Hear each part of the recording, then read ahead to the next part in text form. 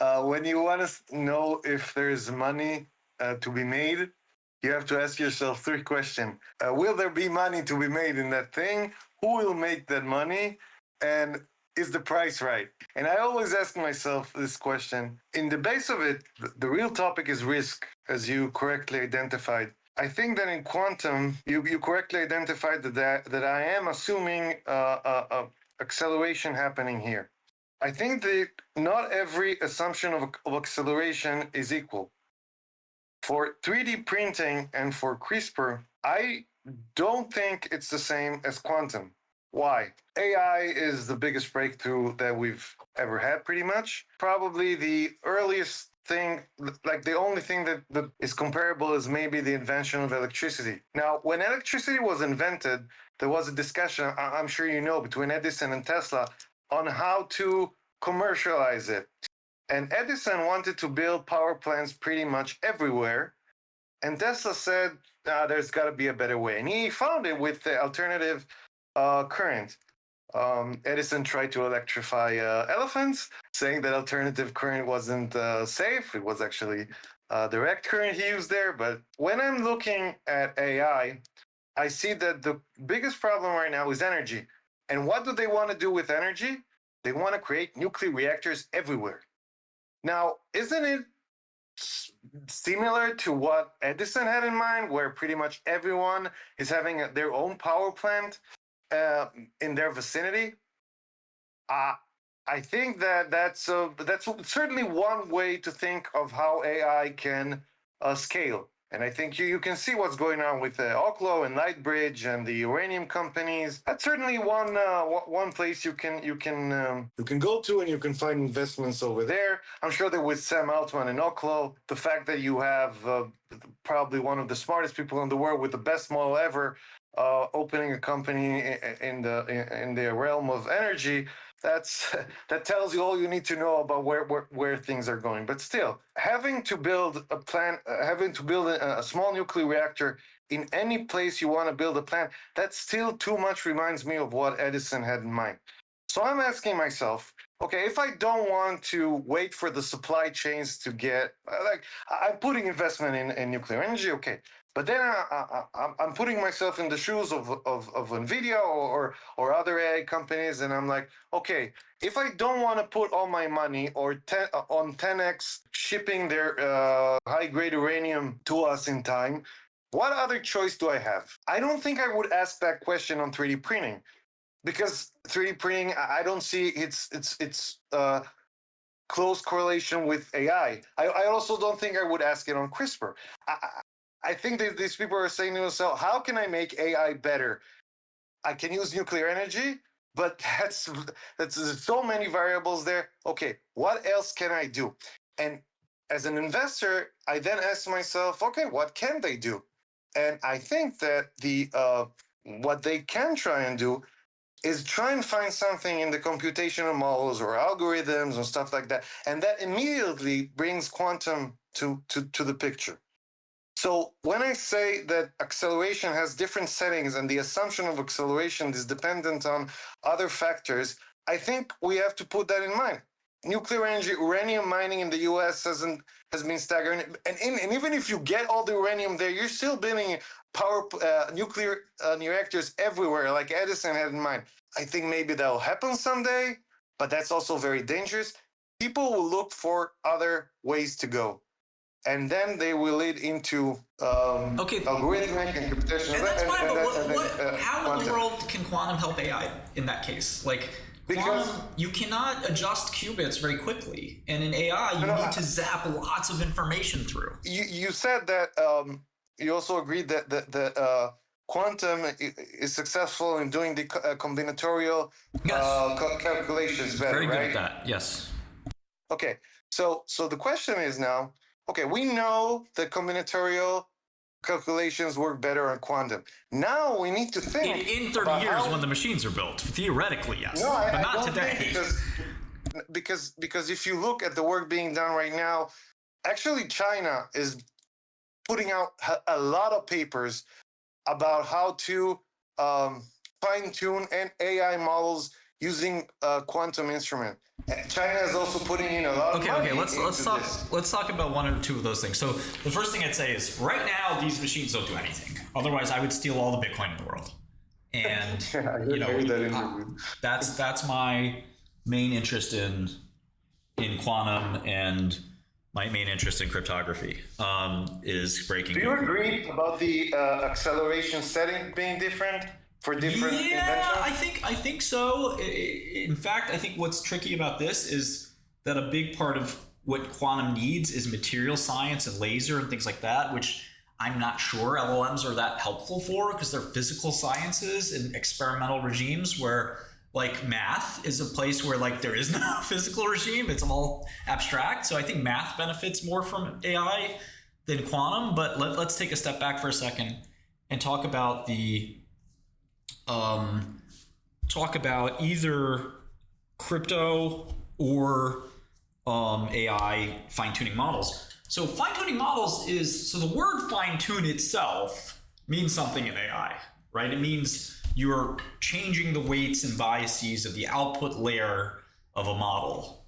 Models are parameterized by weights and biases. They have layers of neurons. The deeper the layer, the more complex the model. This is what the word deep learning came from.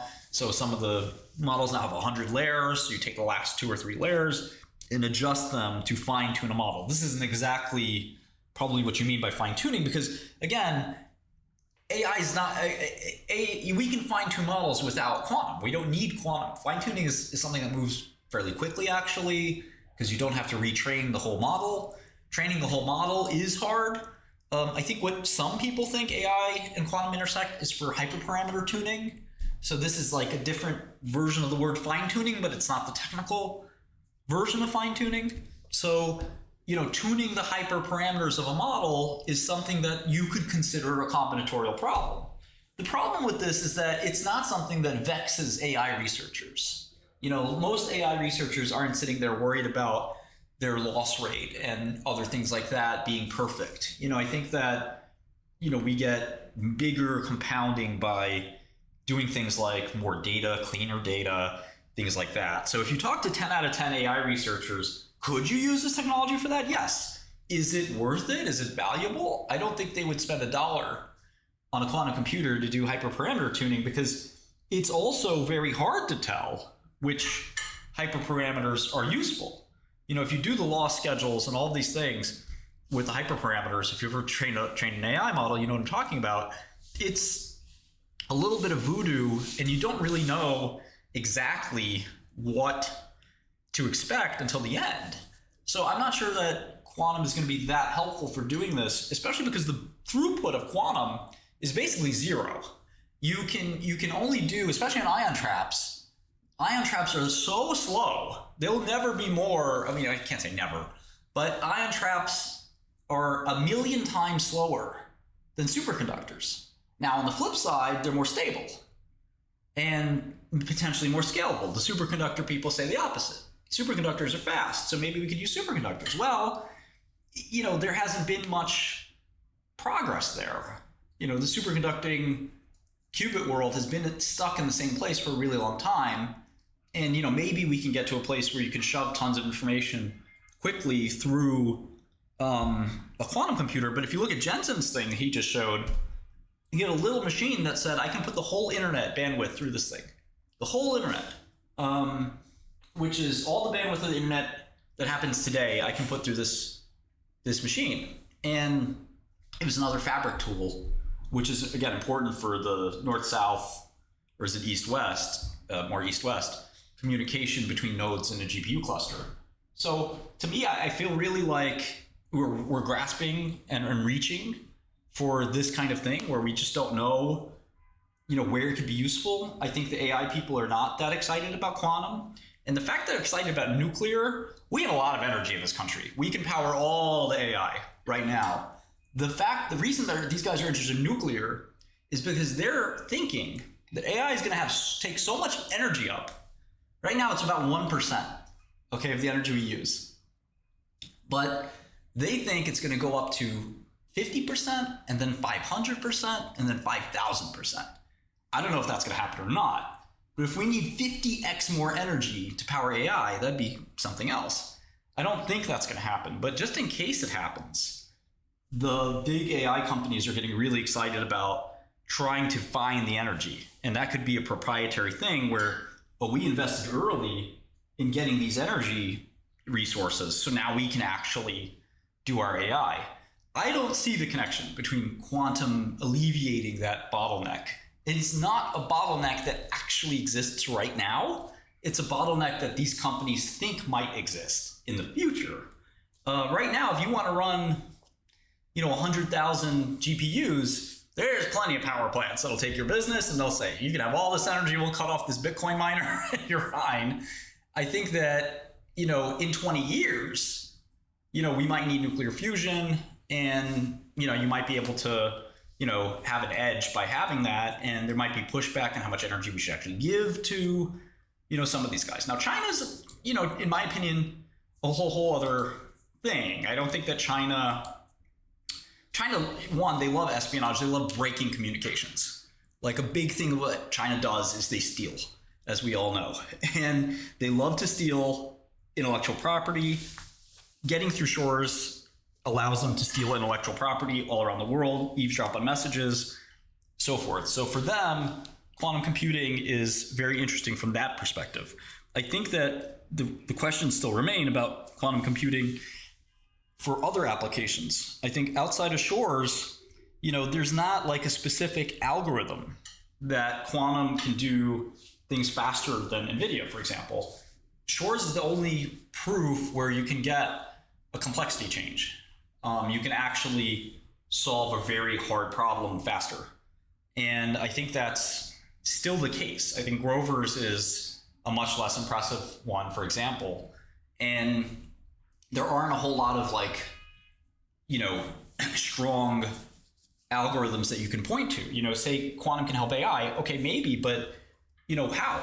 How specifically? What computation will it do faster than a regular computer can do that will help and it all be related to it? So far, the only legitimate answer I've heard is shores. Now, could there be a new answer down the road? Well, shores is 30 years old. These things are still pop up, right? This is a major change in complexity. And there's nobody that's saying that we're going to get a new one around the corner. These things are like laws of nature almost. So they're really hard to just discover and come up with. We probably will get another one at some point. But these breakthroughs are really slow in coming. And again, the physical problem with throughput in these machines makes them designed not for AI, but much, much, much more for, here's a secret code between 1 and 2 to the 256. Where's the code? Well, shores can figure that out. But here's 200 terabytes of data, put it in the model. Well, these machines, if you look at the throughput, they're literally 100 hertz, 100 instructions a second. That is slow. That is not going to, that program wouldn't finish for millions of years just because you can't eye drop all of the data drop by drop by drop. You need something really fast. And again, maybe they'll come up with something really fast. But the problem is when you're setting up these quantum states, they're so fragile and you have to carefully have a laser stop the ion from moving and trap it in a location and have in this pressure vacuum. That's not a fast operation inherently, like a switch on a transistor. Now, could they make it fast? Again, maybe so, but it still won't be as fast as transistors. So these are really good machines for solving a cryptographic problem, maybe solving a traveling sales problem or optimization problem. But again, I dispute that. There's been a lot of disputes about this lately from my end on can you do a Gurobi faster than an annealer? And in fact, there's somebody that did ECC on an annealer, which was really fun. But again, to a really small toy curve. The actual ECC curve would never work on a D-Wave or on any other computer for that matter. So we're in the stage where these prototypes are fascinating, but they don't work or do anything useful. So as an investor, you basically have to say, I'm going to wait until the prototype works. But these companies are going to spend money between now and then. There's going to be bull markets and bear markets. And we have to wait and see if AI will accelerate some of these things that are either just not possible, for example, the CRISPR analogy, or could be possible, but we don't know when that's going to happen, or stuff that seems likely to happen but isn't that exciting, like shores. I have no doubt Shores will be implemented, and RSA and ECC will be broken. A lot of Israelis are focused on this too. It's one of the best code breaking communities in the world, and some of the best mathematicians too. But what good is code breaking for? It was not even clear that NSA cares that much. The Chinese care quite a lot because they want to know which spies are in China that are Americans secretly acting on their behalf. They want to kill those guys. They're very interesting culture. But Chinese science is not yet something to be jealous of. I think a lot of us still are suspicious of Chinese achievements in Chinese science, and that, maybe they're the leading beacon for the future, but I'm not yet convinced that the Chinese are really that special in anything. They're very good at copying, but outside of Shores breaking some encrypted messages, that's the most likely thing, and it's the least exciting thing. Breaking encryption's useful, but already moving on to post-encrypted technologies. So to me, I don't see, if I use my wildest imagination for a use for quantum, say infinite compute at low cost, I don't get that excited about that. Why? Nvidia has this temporary lock on this market, but deep speed shows you, as a deep seek, I should say, shows you that with the right optimizations and enough time, software finds a way to. That's why I don't think we're going to need nuclear energy for AI. Software gets better.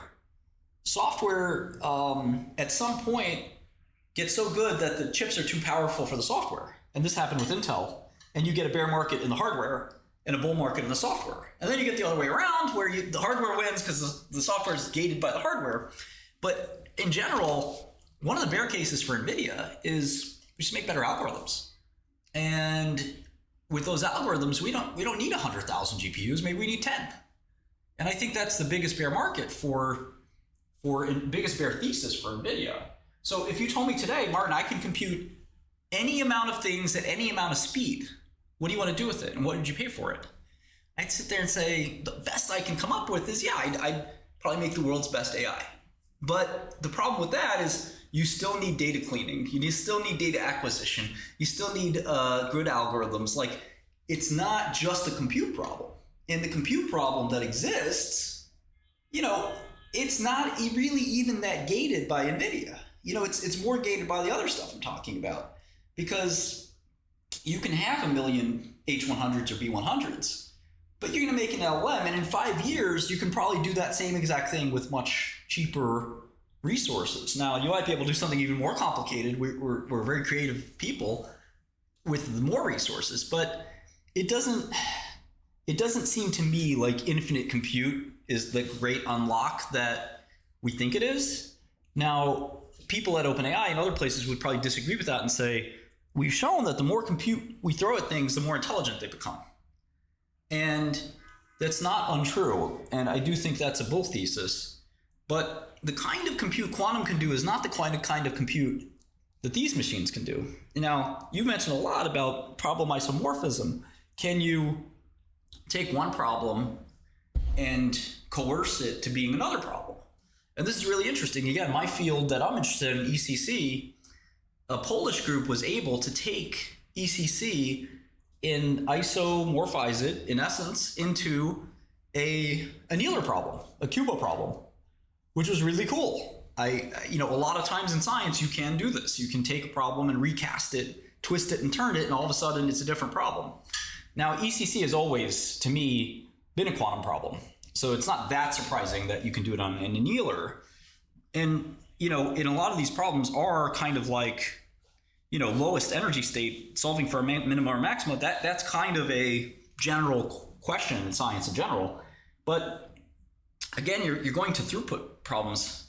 So, could I use an infinite compute? Yes, probably could find some really cool things to do with that. But I need infinite bandwidth to the machine. If you're telling me the machine can only load 1 bit at a time very slowly, but it's like it's like one of these guns that you gotta and then it's ready to shoot a really powerful bullet.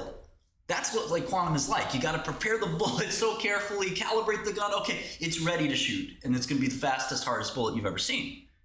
Whereas, you know, Nvidia's AK-47, it's just, it shoots really fast. You know, it's easy to set up. It has a huge amount of bandwidth.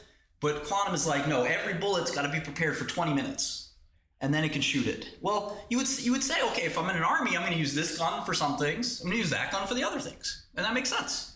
And it's pretty unlikely that I'm ever going to use gun 1 for the things that gun 2 is good at. It's pretty unlikely I'm going to use gun 2 for the things gun 1's good at. So the question is, what are the things that gun 2 is good at? And again, the single shot rifle is really good for Shor's algorithm and getting that exact, you know, combinatorial question.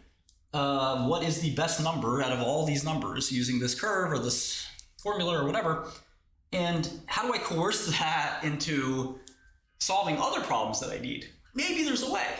Again, so far, the most creative people in technology, you know, can't really find that great use case for it. The person that agrees with you in general is Sundar. You know, Sundar is basically saying, we don't know what these machines will be good for, but we're going to build them just to build them. And that's like a very scientifically good idea. And I love it. The problem is the price. I don't want to pay for a dream. I can go to Founders Fund or A16Z here. Watch this trick. I can do this really fast. This is a firm. I like these guys. I have a good friendship with them.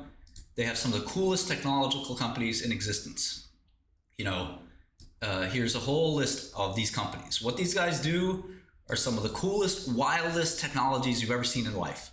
They find them and then they'll invest in them. And the problem is all of these, you know, these guys are doing phage cocktails. Nobody makes macrophages. Phage cocktails for different tools and things like that. You can buy these stocks for very little. And they're the highest end technology stocks in the world. And these guys got all the good stuff early. They were first in Anduril, they were first in all that other stuff. So which of these is going to be the big winner? Well, science is everywhere. We see all kinds of this stuff, right? So why D-Wave? Well, I can buy any of these. In fact, I could buy this whole portfolio of companies, maybe not Palantir, but most of these companies for the same price as D-Wave. So I've got one cruddy quantum company versus, you know, a vast array of really exciting startups. And I can pick A16Z, I can pick any of these things. And I get the same thing, Founders Fund, whatever. So why this stock instead of a rich portfolio of high-tech stuff? You know, it's all about price. I'm not paying several $1 billion for D-Wave. That's crazy. You know, there's no application coming. There's no obvious, you know, thing. We got 5 billion market cap. They got no revenue. They're saying quantum is now, but nothing's happening. You know, this whole thing is kind of a charade. But I can take that same 5 billion and say, you know, they own 10 to 20% of each of those companies with 1 billion. So I can basically own all of those companies for 5 billion, and they're all just as exciting. All of the things you said about the future and technology bringing things forward, and so forth, all that applies to all these guys, except you get a big diversity of management teams, different applications, etc., fine-picked by some really smart technologists. That's a much better bet to me than, you know, betting that D-Wave is going to succeed. I think it is all about price, and that's really where our difference is. I am fine with doing high-tech work and doing high-tech research. There's no problem with that. I love doing that. I do it myself. But why should I pay $5 billion for what this company has done, where they haven't yet generated really that much that's exciting? They're not telling you that tomorrow we're going to solve Shor's or implement Shor's. You know, they're not telling you tomorrow we're going to have infinite compute. They're just telling you we're working on cool stuff. We'll see what happens. Well, that's great. That's called a venture capital fund. You know, I don't need to pay 10 billion for that. I can pay cash value for that. So to me, it's all about price. And I think that we're probably not too far apart on the technology side, because there's a reason I like quantum so much. I like to look at it so much, because I love the technology. I love all peripheral bleeding edge technology. That's what I love in life. It's such a joy to look at this stuff. But as an investor, I got to pay a good price for it if I'm going to invest in it. Yeah, we can debate about their evaluation, because I agree with you. There is a discussion to be made, and that discussion is not very simple, because how can you evaluate what they're doing. Now, let me detail what I mean here. As you said at the beginning of your answer, you said that a very big problem is physical AI. Most of this AI is right now, you see it helps with math, for example. Right now, you see AI evolving math a lot because it's theoretical. I agree with it very much. And you also said that in quantum, you're going to have problems because of throughput. I also agree with it very much. But right now, you focused on the problem, which is AI right now is not physical, and many of the problems we have with quantum is physical. However, you also see that companies like Tesla and Figure AI are breaking this barrier and essentially building physical AI. Now, when physical AI comes, I think it's going to be a very hard problem to distinguish between hardware and software. And I think that would be a problem because some of the changes these models would do is going to be very hard to understand what they're doing. They're going to succeed in doing tasks much better, but I don't know how they can communicate back to us because, like, we can understand, we have our own frames of conception of biology and chemistry and stuff like that. We agreed that these models, they don't have these biases. They can detach themselves from it and they can run freely on basis pretty much. You also said magic earlier. Exactly, that's magic. What they're doing with the minimizing the cost function is insane. They sometimes even change the cost function. So it's like, I don't know what they're doing, but it works. And I think that when physical AI comes, Tesla next month and Figure AI later, you're going to have this connection between physical and computational and theoretical. And the robots won't be just the shape of humans. They'll also be smaller. I'm sure they can be also bigger. You can imagine like SpaceX rockets as robots. You can imagine smaller robots also. You can imagine even robots working in the level of the processor and the chips. I think this is coming. And so a very important question is, like you talked about evaluating quantum on basis of how far we are from a breakthrough because the prices doesn't make sense. So I'm asking, where do you think this breakthrough is going to happen? I mean, once physical AI and AI start working together, do you think researchers will be able to say, hey, we did a breakthrough? I mean, who's going to publish papers in like 15 years? Because we're basically going to look at a black box of AI. That's what I think, and we're going to try and understand what happened here. Yeah, I was going to say that I do think scientific literature is going to change quite a bit because a lot of it's AI assisted now, and it's going to get even more AI assisted. I almost started to write a paper on this little tiny breakthrough I made, and I was just like, okay, I have to explain what the AI did, not what I did. Exactly. So and the thing is, and now we go back to quantum. AI has this bottleneck with energy and with the computational model. Not yet, though. No, the people in the industry think that scaling, the main challenges to scaling are going to be energy. But they could be wrong. Yeah, I know. I'm just saying. I'm just following their logic. Yeah, I just think that even those people, not all of them are investing in energy. By the way, only Sam. No, I know. I don't know. Microsoft is too, but like there is totally a thesis where we're just going to get really good at algorithms, and these machines are also not going to stop. Like Nvidia's boxes will get better too, and we're just not going to need 100,000 of these machines. This is the only time in human civilization where we needed 100,000 boxes to calculate something. And it's probably because of bottleneck in hardware. Now, could that continue and get worse? Yes, could be possible. But more likely than not, because of what we've seen with DeepSeek, I think we're just going to get good at, using these machines better. Even from a couple of years ago, algorithms are up like 100x in speedups. So I don't know. I think the energy thing is like a just in case more than it is okay, we need this energy bottleneck now. So when you say energy bottleneck, I just have to step in and say, what energy bottleneck? because I'm just following, as an investor. So I look at Trump and what he's saying about energy. I look at Amazon, Oracle, the new Stargate project. I look at Sam Altman and his project, and I say, okay, so they're worried about energy. So they are foreseeing, maybe a just in case of a problem in the future with scaling. So then I'm like, okay, so there's a problem with scaling that they want to solve, but nuclear energy is very hard to solve because we can barely talk to each other, let alone nations talking to each other, and many of these supply chains don't exist yet. So then I'm like, okay, so how can we solve the problem of scaling without improving our energy efficiency or energy consumption or energy mechanisms? And then I think, okay, so there's a computational challenge here. And then you're right to say, okay, so then I go specifically into quantum, but you can also go to the computer you researched a couple of days ago. There's a lot of directions here. So I chose quantum because I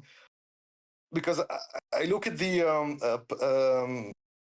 I looked for other computers and I thought that other directions, and I thought that this is I think that physics has been left behind for quite some time, and I think that many physicists are upset that the last one winning the Nobel Prize were computer physicists. I think that for a very long time physicists have been lacking in breakthroughs, and I think that with AI combining the theoretical the abstract models of LLMs with the physical AI is going to put in the physicist's hands a lot of power to redesign their theories, who thus far they failed. Well, let's get back to price, because at the end of the day, all of this is about price, because technology is fantastic. We all love technology. But I showed you 8VC. When 8VC invests in one of these new startups that is also high, those guys think their technology is as good as quantum or better. Some of them are working on really cool stuff. It's a 50 million valuation, 100 million valuation. It's not 5 billion. But I specifically focused about physicists because I said that AI is going to put power in the hands of people who really didn't have a lot of power before, and so I'm looking for scientific communities who want a breakthrough in any way, shape, or form. Einstein was like the biggest scientist. There were if we talk about the ways you're not listening to me. I'm talking about valuation. Why? I know, but I just, before we continue to evaluation, I wanna conclude the previous discussion. Do you agree that quantum can help scale computing? Not necessarily. Like I said with the gun, the whole gun analogy. If the computing is computing a biprime, yes, or a point on an elliptic curve, absolutely it can help. If the computing is training an AI model, I don't think it can help. But you said that computation can become much better using nuclear energy, and you said that it might not be important, right? Yeah, I do think that just through software means alone, I've even done some of these. Things like PyTorch, which was written by humans, that trains most of the world's models. PyTorch is very inefficient, and the PyTorch team discovers inefficiencies all the time. They improve them. Nvidia improves them. There's all kinds of architectural improvements that software people make. I don't think nuclear matters yet. Nuclear is just where you put the plug in, right? Whether it's coal or nuclear or wind power. My energy prices haven't gone up yet. AI has not really made a big difference yet in energy prices. If it does, then you'll see oil at 200. You can go long oil, and just oil will be at 500 a barrel if AI is dominating all energy needs. But so far, obviously, it's a drop in the bucket. So to me, I think that quantum, maybe, if they can make the machines, which I do think they will someday, if they can make the machines, quantum will be very useful for very specific combinatorial mathematical problems like RSA and ECC. Those problems are not the same as large-scale data problems like AI training models, which require bandwidth on the machine. So there's bus bandwidth, and then there's processing speed. And you can circumvent processing speed in AI using the quantum effects, but you can't really get a good bus speed or an input-output speed because these machines are not really made like the way we are used to. Now, could they make it better? I'm sure they could. But for now, you know, nobody would want to use these machines to do model training or something like that. You would want to use them to do, like, again, I would love to have a quantum computer for cryptographic reasons. But I don't think I would throw away the computer for AI. There's nothing I would do with that. I'd much rather have 100 Nvidia boxes than a quantum computer for now. Now, again, can things change in the future? Yes, but I can only go on what I see today. And of course, I'm not stupid. If I saw fast scaling, I would say, yeah, look, obviously they're not ready yet, but in 6 months or a year or 2 years or 5 years, they'll be ready. But I'm not seeing that kind of scaling. And maybe it's a problem they'll work on some other day when they get the current batch of problems solved. But I think we've got a really long time before we're doing too much with quantum. First stop is Shor's, and it's not even clear we're going to get to that first stop. I think it's all about valuation. All science is cool. Where does price matter for you? Yeah. So just to understand, so do you agree that reduction to the combinatorial problem is a challenge that if they solve can improve their performance? Of course, but not all problems can be isomorphized to another. I mean, just because a few problems can be does not mean, like, for example, a really big a problem with 100 terabytes of data could never be put into a single, like very simple, formula. You can isomorph. Maybe a component of it, maybe a part of it. Perhaps. Yeah, and do you also agree that there's a physical problem right now with quantum in that the devices are very slow and it's, yeah, do you agree with that? Yeah, currently early generation technology, obviously. Yeah. Now, do you think that with physical AI, it might be faster in creating and doing feedback for the system? Do you think it is possible? It's not clear. So I would say on physical AI, we're all excited about robotics, but there are many robotics bears, including people in AI who think that we're not going to get robots walking around serving us lunch and breakfast and carrying us on piggyback for at least the next 10 or 20 years. Some people think it's happening tomorrow, and everybody has to place their bets and figure that out. But again, the bet has to be, governed by some price. Figure is 50 billion valuation right now. Do you think, I agree. Do you think it's a good price or not? It could be the best price ever. It could be the worst price ever. We don't know. Yeah. But so anyway, the point is, to your question is, I don't know 100%.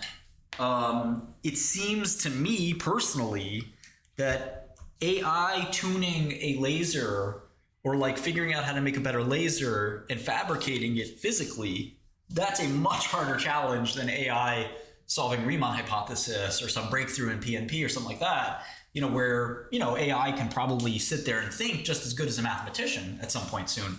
But I don't think it's going to be able to sit there and tinker with fabrication and all kinds of power tools, looking under microscopes and like doing all this work. That seems further away, but I do think it'll happen someday. I mean, I do think AI will, that field as well will work out with AI. I don't know how to evaluate these companies so well, because we can look at revenue and then we can say they're overpriced.